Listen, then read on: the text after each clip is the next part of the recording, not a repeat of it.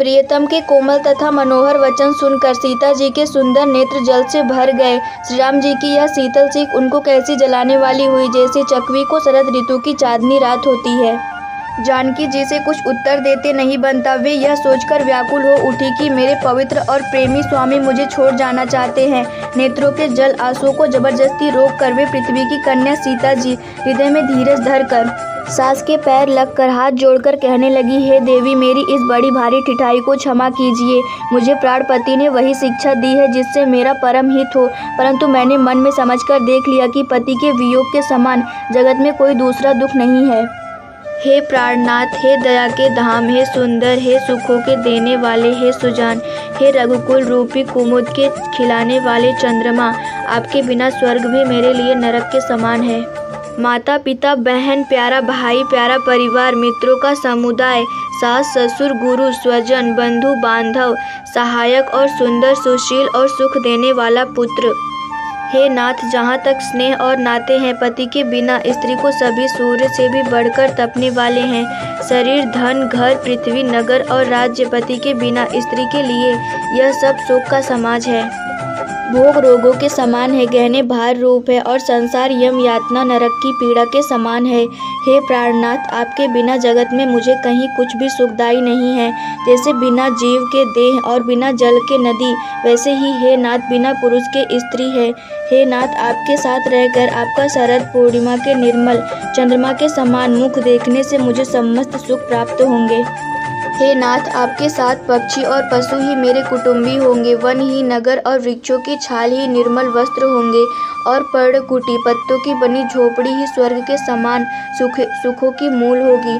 उदार हृदय के वन देवी और वन देवता ही सास ससुर के समान मेरी सार संभार करेंगे और कुशा और पत्तों की सुंदर सारथी बिछौना ही प्रभु के साथ कामदेव की मनोहर तोषक के समान होगी। कंद मूल और फल ही अमृत के समान आहार होंगे और वन के पहाड़ ही अयोध्या के सैकड़ों राजमहल लोकों के समान होंगे।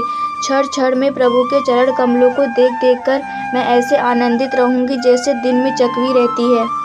हे नाथ, आपने वन के बहुत से दुख और बहुत से भय विषाद और संताप कहे, परंतु हे कृपा निधान, वे सब मिलकर भी प्रभु आपके वियोग से होने वाले दुख के लवलेश के समान भी नहीं हो सकते। ऐसा जी में जानकर हे सुजान शिरोमणि, आप मुझे साथ ले लीजिए, यहाँ न छोड़िए। हे स्वामी, मैं अधिक क्या विनती करूँ, आप करुणामय हैं और सबके हृदय की अंदर की जानने वाले हैं। हे दीनबंधु, हे सुंदर, हे सुख देने वाले, हे शील और प्रेम के भंडार, यदि अवधि 14 वर्ष तक मुझे अयोध्या में रखते हैं तो जान लीजिए कि मेरे प्राण नहीं रहेंगे। क्षण क्षण में आपके चरण कमलों को देखते रहने में मुझे मार्ग चलने में थकावट ना होगी। हे प्रियतम, मैं सभी प्रकार से आपकी सेवा करूंगी और मार्ग चलने से होने वाली सारी थकावटों को दूर कर दूंगी। आपके पैर धोकर पेड़ों की छाया में बैठकर मन में प्रसन्न होकर हवा करूंगी, पंखा झलूंगी। पसीने की बूंदों सहित श्याम शरीर को देखकर प्राणपति के दर्शन करते हुए दुख के लिए मुझे अवकाश ही कहाँ रहेगा। समतल भूमि पर घास और पेड़ों के पत्ते बिछाकर यह दासी रात भर आपके चरण दबावेगी। बार बार आपकी कोमल मूर्ति को देखकर मुझको गर्म हवा भी ना लगेगी। प्रभु के साथ रहते मेरी ओर आंख उठाकर देखने वाला कौन है, अर्थात कोई नहीं देख सकता। जैसे सिंह की स्त्री सिंहनी को खरगोश और सियार नहीं देख सकते। मैं सुकुमारी हूँ और नाथ वन के योग्य हैं। आपको तो तपस्या उचित है और मुझको विषय भोग। ऐसे कठोर वचन सुनकर भी जब मेरा हृदय ना फटा तो हे प्रभु, मालूम होता है ये पामर प्राण आपके वियोग का भीषण दुख सहेंगे।